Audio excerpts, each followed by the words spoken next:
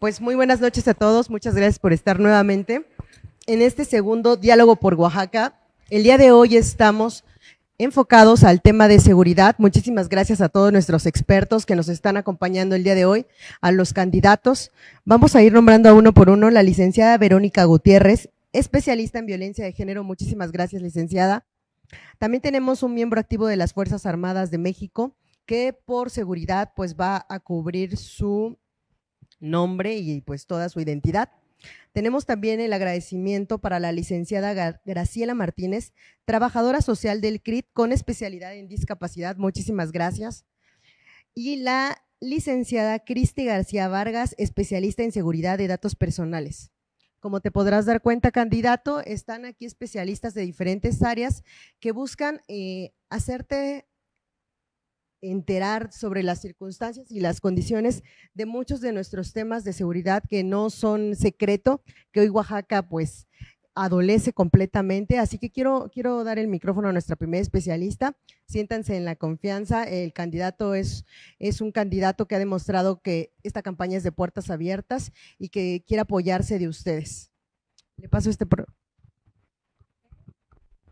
Pues buenas noches a todos, agradezco su presencia y sobre todo, candidato, pues es importante que la voz de las mujeres que han sido violentadas se vea representada en este acto, aunque sea de manera breve, porque el impacto que genera la violencia de género en contra de las mujeres es muy grande y sobre todo porque después de haber sufrido pues cualquier tipo de violencia física, psicológica, verbal, incluso patrimonial, ahora también ya cibernética y todos los delitos digitales, pues también es importante legislar al respecto, porque muchas de las víctimas superan ese trauma, pero a puerta cerrada, difícilmente buscan ayuda, siguen llevando este tema hasta que ya culmina lamentablemente con el suicidio muchas veces, o con el homicidio a manos de su agresor. Entonces, aquí lo que desde mi aspecto como profesionista del derecho he vivido es que las autoridades revictimizan a las víctimas de violencia de género. ¿Por qué? Porque si no eres una persona que llega con las huellas de lesiones, piensan que no te aguantaste la mínima agresión. Entonces, para ellos necesitan ver una lesión grave para tomarte en cuenta. Y yo creo que ese es el motivo por el que muchas víctimas no se atreven a denunciar, porque todavía tienen que pasar por la burla de las autoridades, el decir, pero no fue usted la que lo provocó, pero si no tiene nada, no se ve que le haya agredido, no aguantó usted una cachetada, un escupitajo.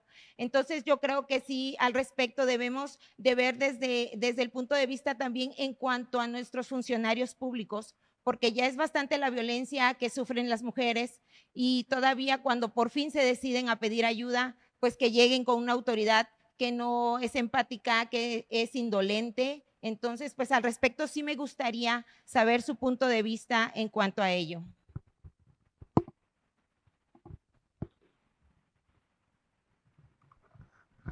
Bueno, pues muy buenas noches a todos.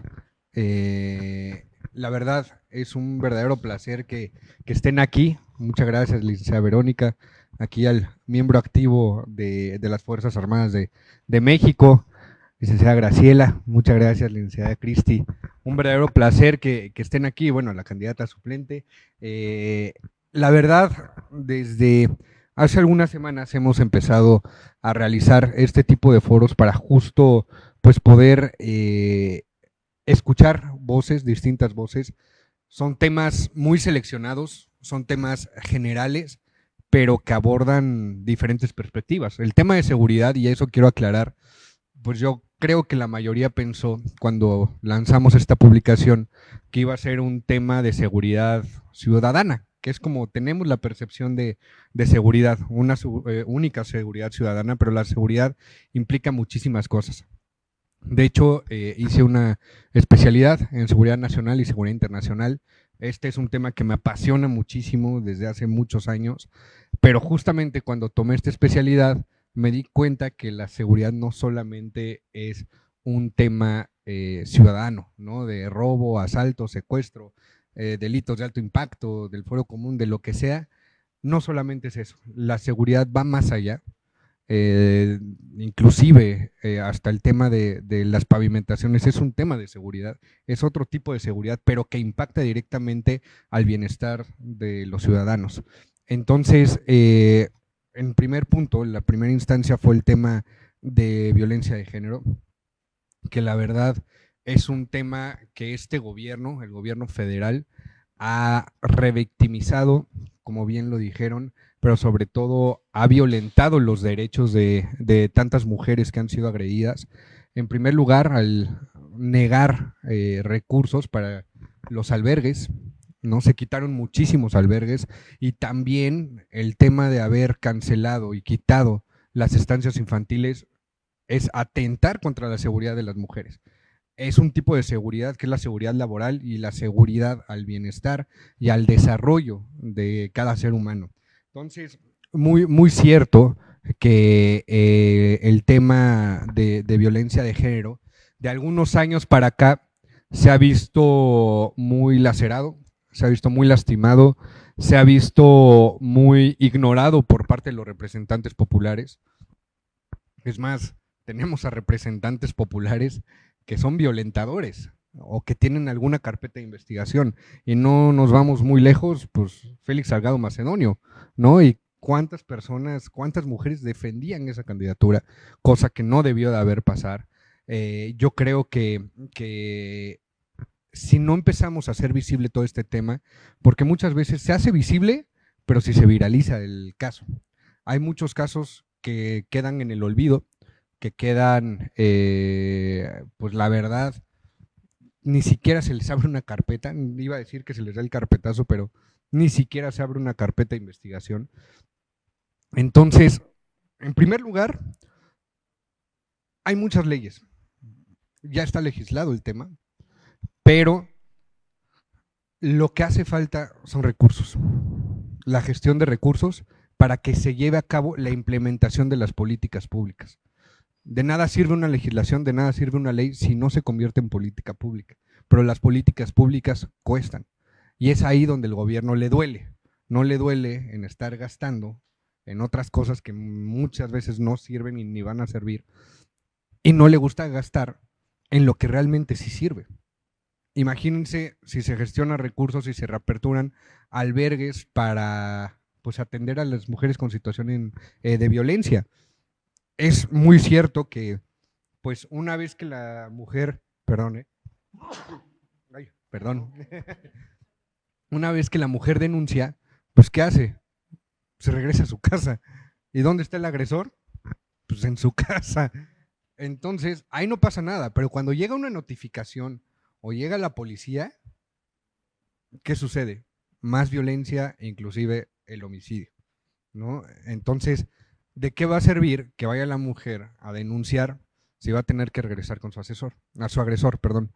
Entonces, ahí lo que tenemos que implementar es la gestión de recursos para aperturar albergues. Yo una señora que también me comentó que es una activista, se me hizo muy interesante, una activista que es activista de violencia de género, pero no solamente hacia las mujeres, sino también hacia los hombres.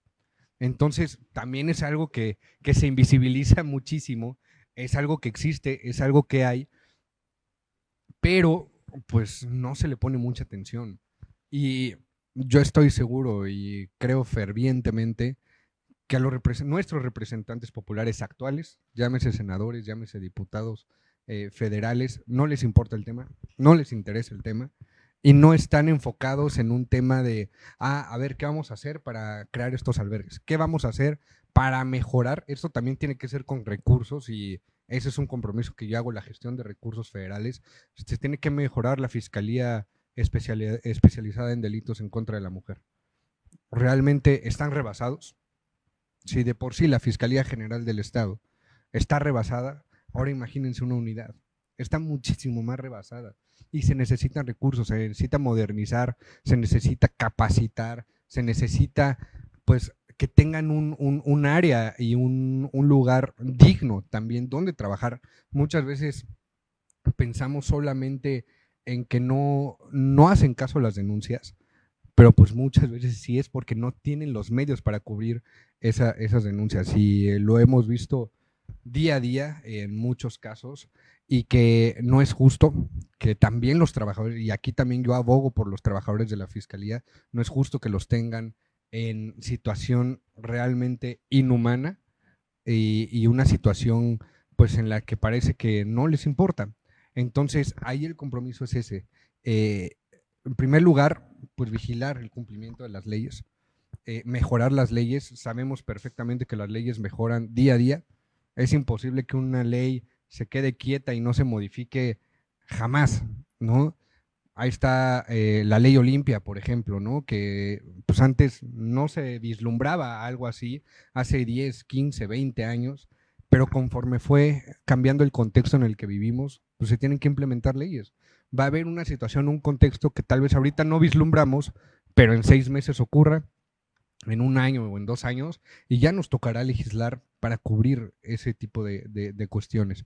Entonces, en primer lugar, vigilar y proponer iniciativas, proponer reformas donde el contexto que se está viviendo pues pueda ser cubierto en el tema de protección a las víctimas, de también muchas veces reparación del daño, pero sobre todo gestionar recursos para implementar estos albergues. Tienen que regresar los albergues, tienen que regresar las estancias infantiles, y debe de haber una cobertura general, una cobertura empática de las autoridades para con las víctimas.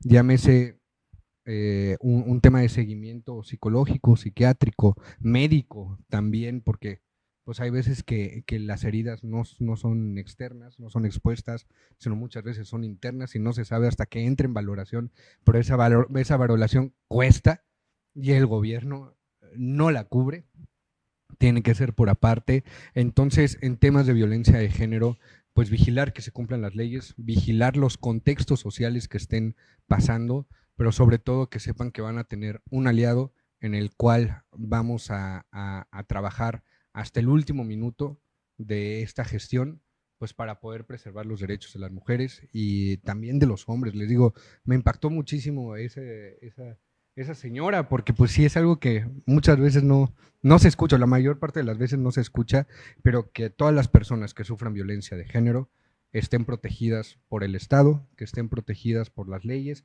pero sobre todo que haya los suficientes recursos aquí en Oaxaca para que estas víctimas puedan ser atendidas con total transparencia, con un apoyo real y empático, pero sobre todo que empecemos también a trabajar en un tema de solidaridad, ser solidarios con esas víctimas, ¿no? Entonces, en parte de violencia de género, es mi compromiso, es lo que yo quiero trabajar, pero sobre todo es una causa que voy a defender, ¿vale? Muchas gracias. Y pasaríamos con… Buenas noches a todos. Buenas noches, candidato. Primero que nada, agradecerle a usted y a la suplente, darnos la voz también a las personas que servimos al país, a la patria y realizamos funciones de seguridad. Tengo entendido que una de sus propuestas es mejorar las situaciones laborales de las personas que se dedican a funciones de seguridad, como son los policías y las Fuerzas Armadas. Quiero felicitarlo porque es ahí en donde de verdad se empieza a combatir la corrupción. No es fácil realizar funciones de seguridad porque ante este crecimiento de inseguridad que hay en el país, toda la culpa recae sobre la policía, sobre nuestras Fuerzas Armadas, y quiero darle las gracias por darle la voz a esas personas, expresarle que es una gran propuesta, que se preocupe usted por mejorar la calidad y las situaciones de los policías, y es ahí en donde quiero preguntar cómo piensa llevar estas acciones para que no queden solamente en promesas, sino cuáles son sus propuestas para mejorar la seguridad aquí en el estado y en el país con la presidenta Xóchitl.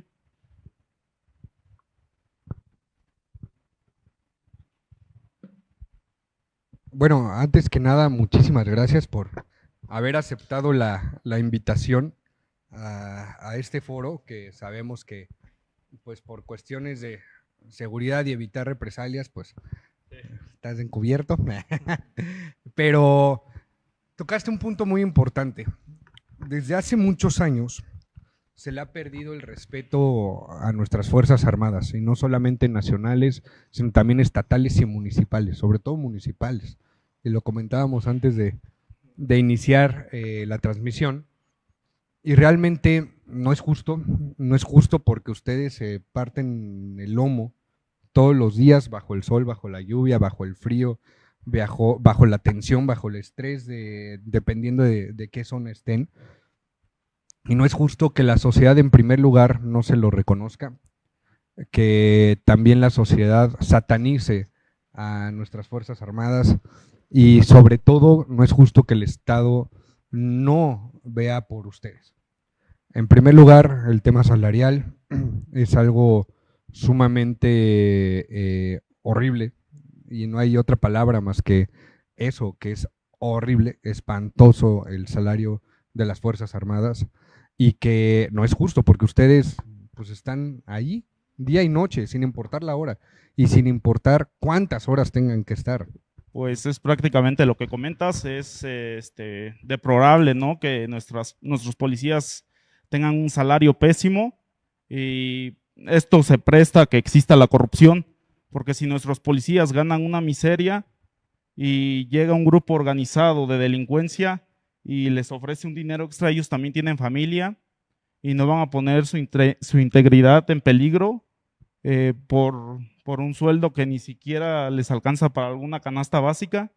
No es fácil ser policía, a veces los criticamos, a veces criticamos su labor, pero no sabemos todo lo que ese policía pasó en el día. Lo vemos comiendo en la calle, empezamos, ya sabes, ¿no? A decir, no, se la pasan comiendo, pero no sabemos si ya desayunaron, si ya comieron, si les pagan bien, en qué condiciones duermen. Entonces creo que es un buen punto analizar también nuestra seguridad, más que nada mejorar la situación laboral en la que pasan nuestros policías y nuestras Fuerzas Armadas, porque es ahí en donde se empieza a combatir la corrupción. Bueno, a mí me gustaría también agregar que más allá de este tema tan importante que es el salario, también casos que nos ha tocado escuchar a David y a mí, que son muy importantes, es la falta de algunos recursos. Es decir, nos comentaban que incluso los policías no llegaban a colonias que están muy altas, que no están pavimentadas, porque no se tiene ahora sí que esa moto especial para que se pueda subir este personal a intentar agarrar al ya sea secuestrador, ladrón, lo que sea. Entonces, pues ese punto también es muy importante, la parte de brindarles mejores recursos, no solamente es el salario, pero recursos, es decir, aparte de las motos, la gasolina, también casetas que estén bien equipadas, y bueno, eso es lo que también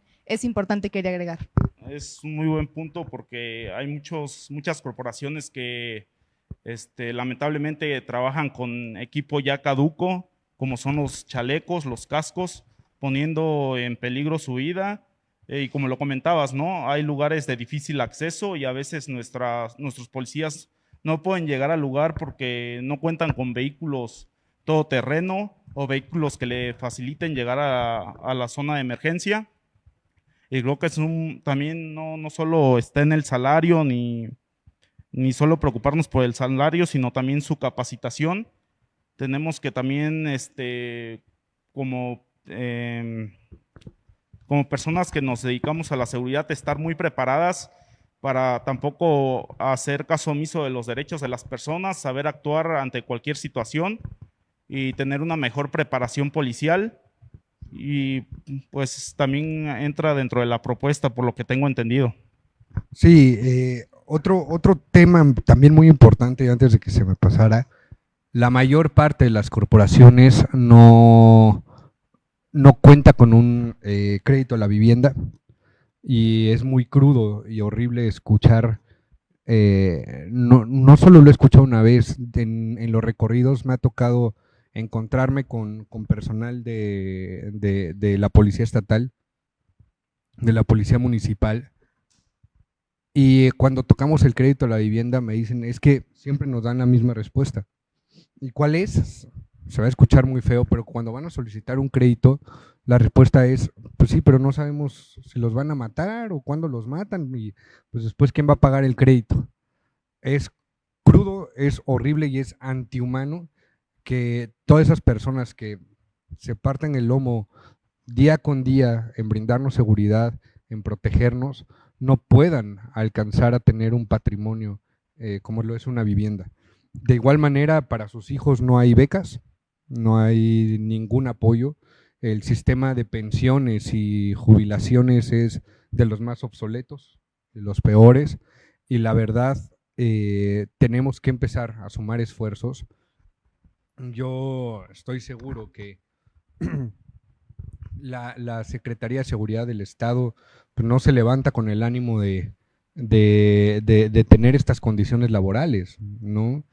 Más bien yo creo que hace falta una interlocución, un enlace, un puente de la Secretaría con los representantes federales. En este caso, el trabajo del diputado federal también es la gestión de recursos, y ahí yo meterme de lleno para el tema de la gestión de recursos, para mejorar salarios, para compra de equipo, compra de pues, insumos también que necesitan todos ustedes, y también la modernización del cerco de seguridad, ¿no? El tema de las cámaras, que siempre pongo el ejemplo, a mí me impacta la cantidad de cámaras que hay en la Alcaldía Miguel Hidalgo en Ciudad de México, 25,000 cámaras tan solo en la alcaldía, es una locura, pero por eso es de las alcaldías más seguras a nivel nacional.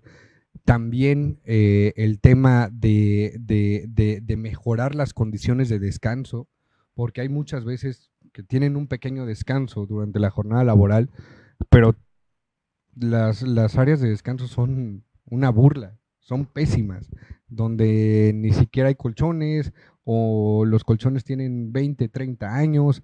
O sea, no puede ser posible que nuestras Fuerzas Armadas estén en esas condiciones, ¿no? Entonces ahí la propuesta va encaminada a esto, no nada más velar por el tema del salario y condiciones laborales dignas, sino que tengan un mejor acceso a una calidad de vida digna, una calidad de vida humana, pero sobre todo donde se les reconozca y se les admire día a día por proteger a nosotros como ciudadanos, pero también proteger a la patria, las Fuerzas Armadas de México, ¿no? Entonces, en tema de seguridad ciudadana, ese es el compromiso, esa es la propuesta, meternos de lleno a la gestión de recursos, que los policías tengan una buena calidad de vida, condiciones laborales y gestión de recursos para las colonias, rehabilitar las casetas, meter muchísimo más, ¿cómo decirlo?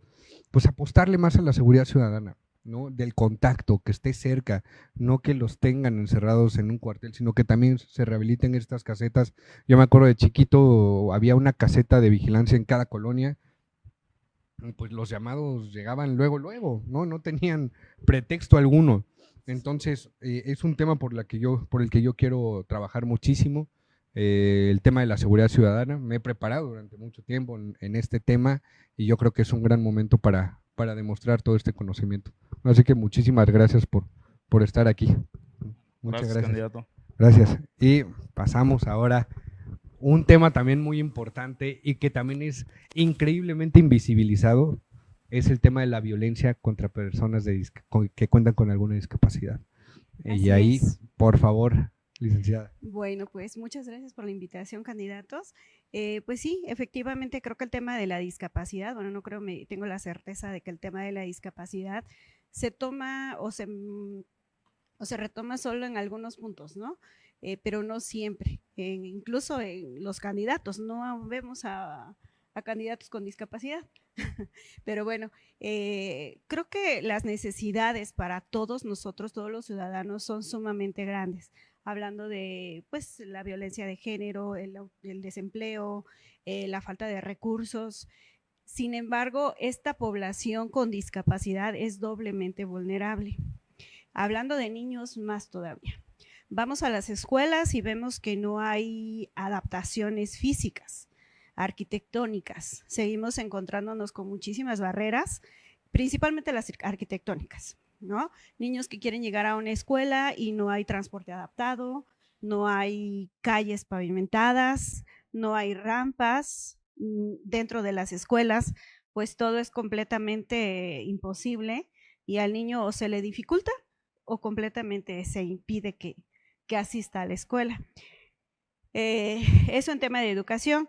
De ahí también pues el empleo, ¿no? Tenemos a chicos que egresan de las escuelas, sin embargo hasta ahí terminan, ya no hay fuente de empleo para las personas con discapacidad y las pocas fuentes de empleo, las pocas oportunidades son sentarlos atrás de un módulo de información, a repartir volantes, nada que los haga crecer. Entonces yo creo que también es súper importante este tema, obviamente desde los primeros años de vida. Hace rato comentaban acerca de las estancias.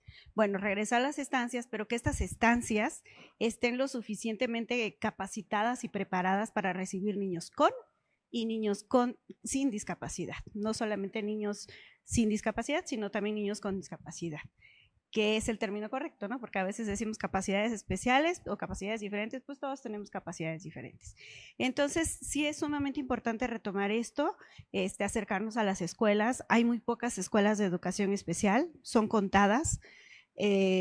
Transporte, si no estoy mal, solo tenemos una ruta en toda la ciudad de Oaxaca, una ruta con elevador, con choferes faltos de capacitación para atender a las personas con discapacidad. El pasaje es sumamente alto, los taxis les cobran un dineral para llevarlos a cualquier lugar. Creo que los recursos, pues podemos traer sillas de ruedas, regalar 100 sillas de ruedas, 100 bastones, 100 muletas. Sin embargo, ¿cómo las ocupan? Si no hay los medios. Entonces yo creo que también es un tema que se tiene que retomar y pues trabajar en ello, porque la discapacidad está presente en todo momento y en todos lados.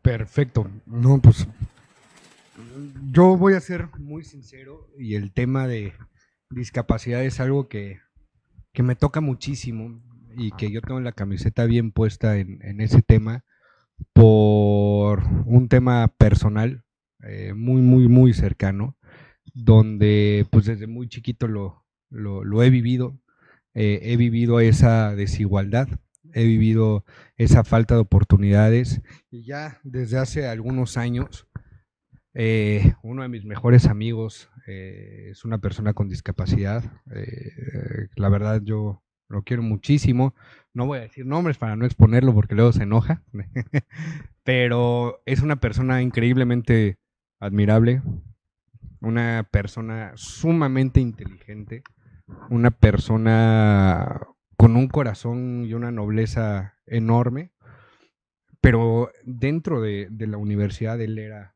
de los mejores en nuestra carrera y a mí me duele muchísimo. Nosotros salimos en junio de 2019 de la universidad y no encontraba empleo hasta hace un par de meses y que aparte pues tuvo que ser por medio de palancas porque si llegaba así solito nadie lo contrataba.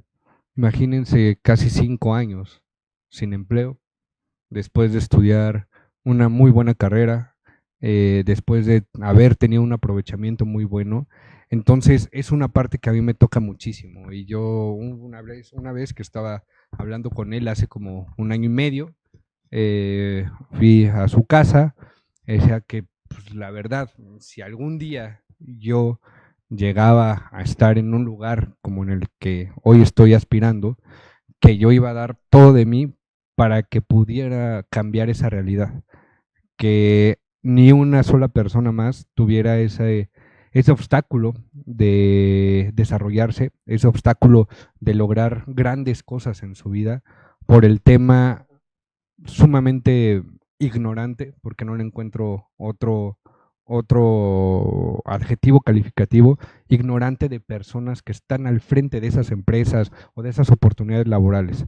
Que una persona que está en silla de ruedas o en muletas o no sé, con cualquier discapacidad, que esa persona tan ignorante piense que esa persona no puede realizar un trabajo bien y que justo, que nada los utilizan de relleno. También conozco otro caso que esta chica, igual con discapacidad, le llega un correo de una empresa, pero en el correo le ponen, es que nos falta una persona para cubrir la cuota de discapacidad. Imagínense que su única oferta laboral sea pues es que tenemos que, no nos queda de otra, ¿no? O sea, ¿en qué clase de país vivimos pensando que la gente no puede ser suficientemente capaz por presentar alguna discapacidad, que no es suficientemente capaz para lograr algo bien, o no poder estar en un puesto de alto rango, porque siempre es el problema. Todos los puestos de alto rango, llámese empresa, llámese gobierno, si se dan cuenta, la mayor parte de las veces no hay una persona con discapacidad. Y en el tema de las candidaturas es una burla, es una reverenda burla. Son muy pocas las personas con una discapacidad real que están al frente de una candidatura. Y ahora ya quieren hasta justificar la discapacidad como pues teniendo ansiedad. No, le quitan el lugar a una persona que tal vez ha luchado desde muy pequeño para que sea escuchado, que su voz sea escuchada, que las personas, no sé, con discapacidad visual sean escuchadas, que las personas con discapacidad intelectual sean escuchadas. Y ponen a alguien que, porque tiene ansiedad, que porque tiene trastorno de déficit de atención. Eso no es discapacidad. Sí, es un problema de salud pública, pero alguien que lucha desde pequeño para que su voz sea escuchada y lucha a contracorriente para que sea tomado en cuenta, lo dejan a un lado. Y eso no puede seguir sucediendo, eso no puede seguir pasando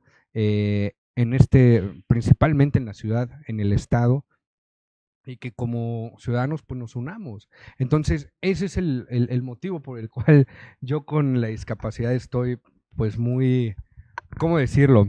Con una sinergia muy grande, una conexión muy grande, porque se lo prometí, no solamente por eso, ¿no? Pero se lo prometía a esa persona que es uno de mis mejores amigos, que si Dios me da la oportunidad y la ciudadanía igual me da la oportunidad, yo voy a trabajar incansablemente para que todas estas personas con discapacidad sean escuchadas y que a nadie le falte trabajo, que a nadie le falten oportunidades, que la infraestructura mejore. Eso es una realidad completamente cierta. Eso, de hecho, hace como un mes tuve la invitación de una asociación que se llama Vida Independiente, que son puras personas con discapacidad y que están en una silla de ruedas, y me invitaron a estar en el llano, ahí con la silla de ruedas, para ver lo difícil que era. Casi me desmayo en una subidita, de tanto esfuerzo que tuve que hacer, viendo que pues muchas veces sí ignoramos esa parte, ¿no? No, pero si hay una rampa, sí, pero a ver, súbela. No, ahí está el problema. El tema de los hoyos, ¿no? También. El tema de la altura de las banquetas, también. Todo impacta, y tal vez no lo vemos, tal vez vivimos en esa parte, y me atrevo a decirlo así, de ignorancia del sufrimiento que tienen otras personas. Tal vez lo hemos normalizado, tal vez ya se nos hace muy cotidiano, pero hasta que no estemos en ese lugar no sabemos valorar o no sabemos sufrir lo que sufren esas personas. Pero no hay que esperar hasta estar en ese lugar para poder emprender acciones. Entonces, todo el tema de la infraestructura es algo que también quiero hacer, gestión de recursos para mejorar la infraestructura, y tocó un punto muy importante, las escuelas. He sido invitado a algunos camps y me da muchísima tristeza ver en qué condiciones están. Condiciones realmente deplorables, condiciones realmente inhumanas, no le encuentro otra palabra más que inhumanas, sin espacios públicos, sin espacios propios, donde tienen que estar pues dependiendo de otras personas, ¿no? En vez de poder tener una escuela en forma, una escuela donde se atienda perfectamente a todos esos niños. Como dice, nada más terminan su educación básica, media superior, y para encontrar una universidad que realmente les brinde la oportunidad, también es todo un viacrucis. Entonces, yo sí le apuesto muchísimo a la gestión de recursos, en primer lugar, para mejorar estos camps, que tengan un lugar digno, un lugar bonito donde los niños puedan esparcirse y no tengan que estar pues prácticamente encerrados en un espacio de 3x3 y a ver cómo le hacen para armar 10 aulas ahí. No, deben de tener espacios dignos. Y también otro tema muy importante, el tema del transporte público. Es una cosa espantosa, y es aún más espantoso que ha pasado mucho tiempo y nunca se visibilizó esa parte. Las personas con discapacidad que laboran tienen que moverse de un lugar a otro. Y como dicen, nada más hay una ruta, nada más una. Y ni modo que, pues vamos a hacer que esta ruta cubra a todas las personas. No. Cada quien tiene que ir a lados diferentes, no tiene que estar supeditado a, híjole, no es que nada más puedo en esta ruta. No, tiene que haber cobertura para todos. Y en primer lugar se tienen que gestionar recursos para traer camiones dignos para personas con discapacidad. No les van a poner una rampa de pues prácticamente 1.5 metros y súper empinada. No, el camión se tiene que adecuar a la persona, no la persona al camión. Entonces, ahí también quiero reconocer a un amigo, un muy buen amigo, el Revolver, que seguro va a ver esto. La verdad, mi más grande admiración a este amigo. Es un grupo de taxistas que llevan a cabo una actividad, bueno, un grupo que se llaman Marginales con Clase. Quienes no los han escuchado son taxistas, tanto foráneos como de sitio. Los van a poder identificar porque atrás tienen una calca que dice Marginales con Clase. A las personas con discapacidad les cobran la mitad y están obligados a pararse siempre que vean una persona con discapacidad.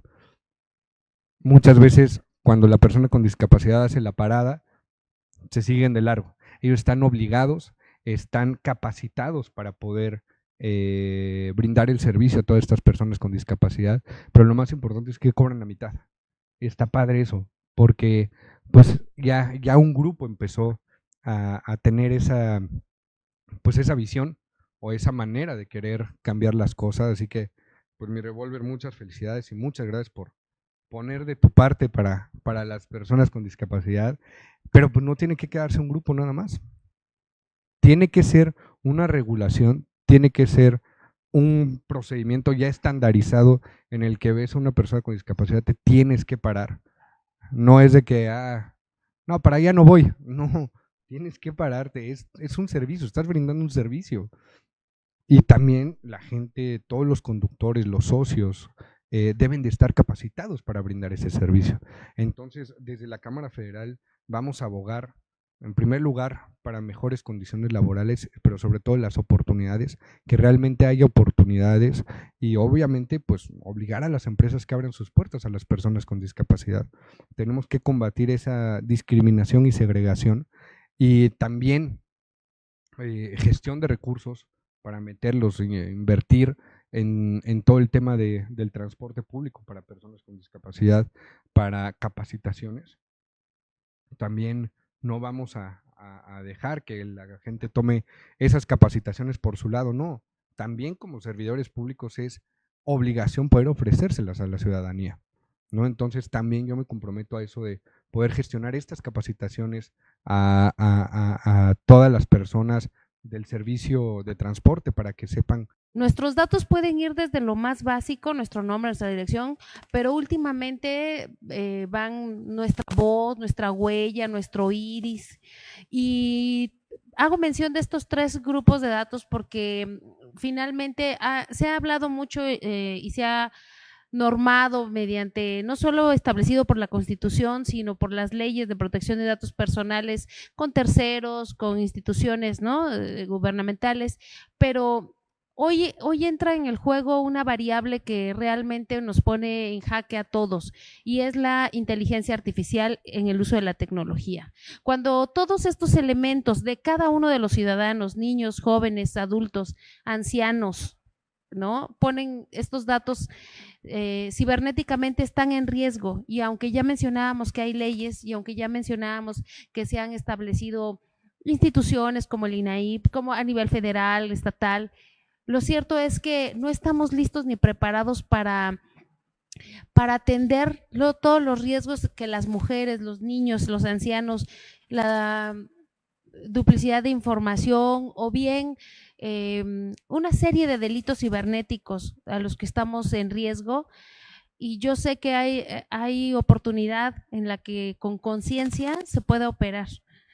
Entonces, quiero poner esto sobre la mesa y escucharles. Bueno, rápidamente, pues tanto David como yo sabemos la importancia que tiene la tecnología para el desarrollo de una ciudad. Sabemos, bueno, crecimos con todo esto de la tecnología y sabemos que necesitamos de ella para poder desarrollar y también cubrir distintas problemáticas, porque como sabemos también estas han ayudado y han aportado a la educación de todos. Entonces son muy importantes, pero también sabemos todos los riesgos que se pueden ahora sí que llevar con esto. Entonces también existen normas que también las atacan, pero tenemos que ir ahora sí que modificándolas, porque la tecnología va avanzando año con año, entonces tenemos que modificarlas, y no solamente eso, sino que hacer que se cumplan. Entonces tenemos que estar alertas, porque pues con todo esto de la inteligencia artificial, pues es un tema pues muy importante que puede también traer muchos riesgos. Entonces ahora sí que es informarnos, estar alertas y hacer que se cumpla todo.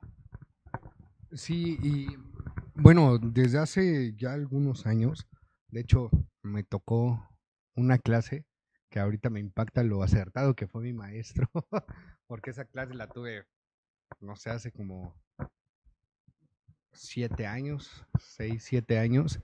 De hecho, también de seguro está viendo esto, porque sigo mucho en contacto con este maestro y es un profesor, uno de los mejores que he tenido en mi vida, y fue la clase de ciberseguridad. El tema de ciberseguridad, hasta hace no mucho, pues era un tema que la gente no le tomaba tanta importancia.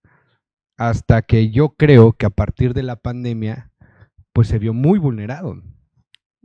La ciberseguridad para todos, hackeos de cuentas de redes sociales, robo de información, robo de datos bancarios, un sinfín de cuestiones, robo de identidades, que la verdad, ahí me acuerdo perfectamente que en una clase este maestro nos dijo que también uno de los temas muy importantes a legislar, imagínense, hace como 7 años, que uno de los temas más importantes para legislar era el tema de la inteligencia artificial. Hace 7 años yo no lo tenía ni por acá de qué se podía hacer con la inteligencia artificial, pero ahorita ya estamos viendo todos los estragos, todos los fraudes, todas las difamaciones que se hacen y que realmente no está regulada. La inteligencia artificial no está regulada, y no solamente en un tema de seguridad personal, por así decirlo, sino también lo he visto en temas de propiedad intelectual, ¿no? Pues ya cualquier persona puede hacer un diseño, puede hacer hasta una película o un guión o lo que sea con inteligencia artificial, ¿no? Y que pues ahí también se ve vulnerada la seguridad al trabajo de pues, muchos guionistas, muchos diseñadores.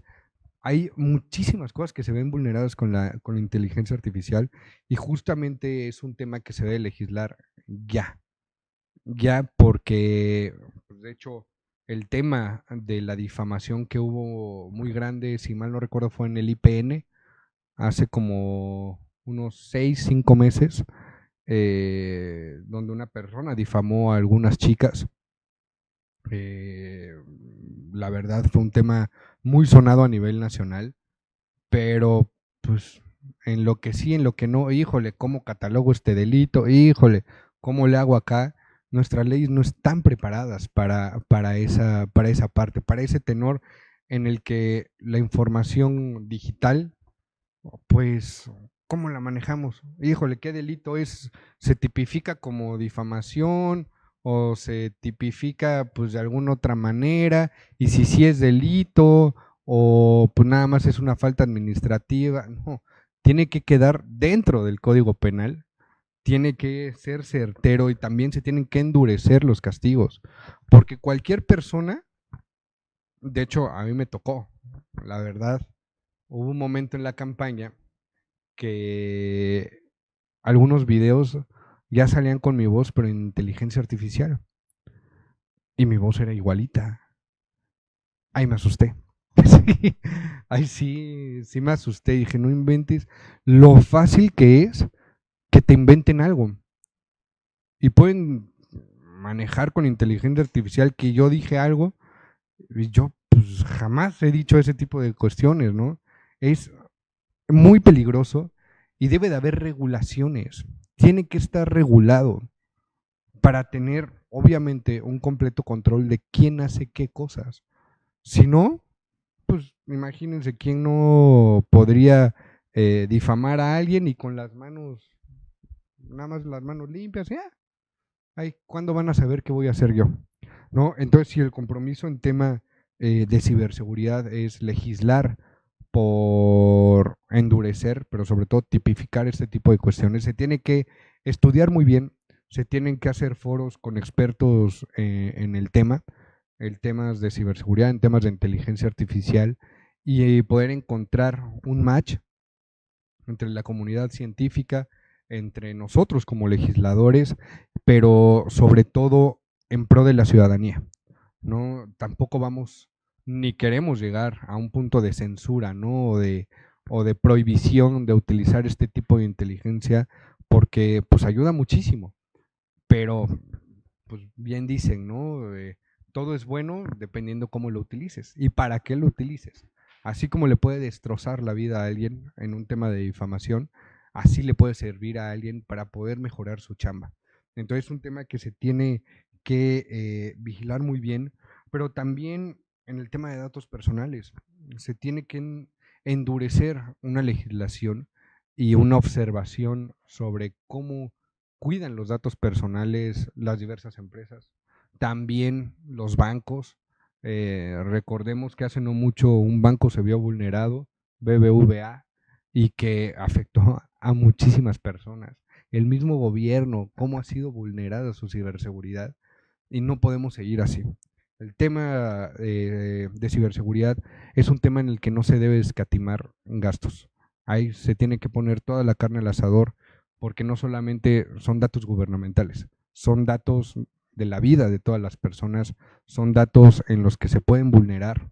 Imagínense, roban las direcciones de todas las personas que estamos aquí. ¿Con qué seguridad estarías en tu casa descansando y demás? No sabes qué día, si el que la robó es un loco y va a empezar a robar de casa en casa, no se sabe. Tenemos que legislar, pero sobre todo también gestionar los recursos para que lleguen mejores tecnologías aquí a México, mucho más avanzadas, y que ya no se vuelva a ver una vulneración de datos, tanto públicos como privados, ¿no? Entonces, ese es el compromiso, esa es la propuesta, donde vamos a velar por la seguridad de todos los ciudadanos y que pues estén protegidos en este tema que pues ahorita está empezando. Vamos a ver en unos años qué tal se pone. Sí, y como decías, con los derechos, ¿no? De registro, cancelación, los derechos ARCOS, ¿no? En un aviso de privacidad cuando nos lo dan, que ya estamos recibiendo la información, datos, cómo pero desde políticas, ¿no? Gestionar recursos para aplicar políticas públicas donde sepan, si bien cómo hacer uso de sus derechos y demás. También, y para dar vuelta al círculo, ¿no? Retomar lo que decía la licenciada, en donde que no llegue un abuso, en donde hay una vulnerabilidad de la información con el uso de inteligencia artificial y llegue ante la autoridad y le diga, ¿y si sí se tomó usted este video? ¿Y si sí hizo usted estas fotografías desnuda en donde con inteligencia artificial están poniendo a una mujer? ¿No? O sea, estamos dando la vuelta porque todo conecta, ¿no? Estamos en este momento en donde pues estamos confiando en candidatos para que una vez que nos escuchen puedan establecer en su trabajo, que yo confío en que la ciudadanía va a confiar en el voto y van a estar ahí para aplicar estas políticas públicas, para legislar y rectificar, porque leyes existen, pero hay que adecuarlas. Con esto estaríamos concluyendo este foro. Sin duda, mucha tarea se lleva nuestro candidato, muchísima reflexión también por parte del trabajo que va a tener que hacer la suplente para poder llevar a la mesa y pues, sobre todo a la mesa del Congreso, ¿no? Esta información, muchísimas gracias a todos los expertos por haber estado con nosotros. El próximo jueves a las 3:30 de la tarde tendremos un foro ciudadano, los invitamos a estar presentes de manera personal o por medio de nuestras redes, Facebook, YouTube, también lo podemos repetir. Gracias a todos. Muchísimas gracias aquí a los expertos por habernos acompañado esta tarde y pues bueno, no nos queda más que decir que jalemos parejo por la seguridad en todos los ámbitos, ¿vale? Que estén muy bien, excelente noche, gracias.